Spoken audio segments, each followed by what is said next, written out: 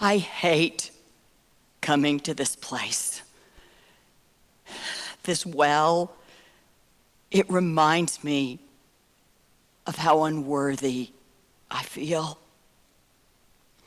How broken, what an outcast I am among my village. I come here in the middle of the day so that no one else is around, because I can't stand the other women and the way they look at me. They judge me. When I walk by, they avert their eyes as if I don't exist. It doesn't help that when people wrote about me, they didn't even use my name. The Samaritan woman, they called me. I have a name. It's Hannah. No one uses my name. I'm invisible to most people in my village because I've had some things happen in my life. Like most girls, my father married me off. I came here with my husband, and I couldn't bear him an heir, and he died. And according to the Levite law, his brother came and married me, but I couldn't bear him an heir either. And he died. And his brother came, but no heirs. I've had 5 husbands. And right now, I live with a man who's not my husband, who can't be my husband. But he needed someone to cook and clean for him, and I needed someone to feed me. I have no life without a man to take care of me. None of this was anything I did. And yet people still look at me that way. That day that I was at the well 2 weeks ago, the strangest thing happened. There was a Jew at the well. Jews don't ever come into Samaria. They go through it because it's a major trade route, but they don't stay. And a Jew at our well? That is unthinkable. Jews and Samaritans hate each other. We have forever, since the Jews were exiled and they came back from Babylon. And my ancestors said, we're going to build a temple on Mount Jerez. Build it with us. And they said, no, the only place to worship God is in Jerusalem. You don't know how to worship God. You worship the wrong God and you don't do it right. And so we have this division. So Jews do not mingle with Samaritans. And this man was not only at our well, but he talked to me. Men do not talk to women that they aren't related to. And Jews don't talk to Samaritans. But this man, he started talking to me. He said, give me a drink of water. And I thought, are you just some lost Jew? What are you doing here? But he kept talking to me. He kept talking to me about this living water that he had and he was going to give to me. And I looked at him, kind of like he was nuts, because I think he was. I thought he was. He didn't even have a bucket. Where are you going to get this living water you're going to give me when you don't even have a bucket? Are you greater than our ancestor Jacob? And he kept talking about this living water.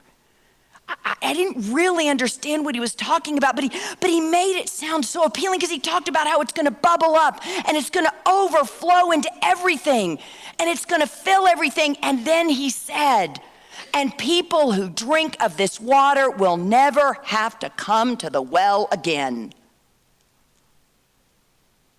That got my attention. Because the well is where I feel the most invisible, the most outcast, the most unworthy. Because I know I'm not here in the morning with the other women. I come all by myself. And there's just this weight. And I thought, if this man, maybe he's crazy, but what if he's not? What if he's not crazy and he can give me something and I don't have to keep coming back here? That would make life so much easier. So I said to him, give me this water. I want this water. When I look back now, I realize I didn't know what I was asking for. I didn't understand at all what he was talking about. But he kept talking to me. He told me, he said, you've had 5 husbands and the man you're living with now is not your husband. But you know what was different? Is he didn't say it like it was a judgment. He didn't say it like it was a bad thing. Like I was less than him. It was just a fact for him. Something that he could tell me about myself.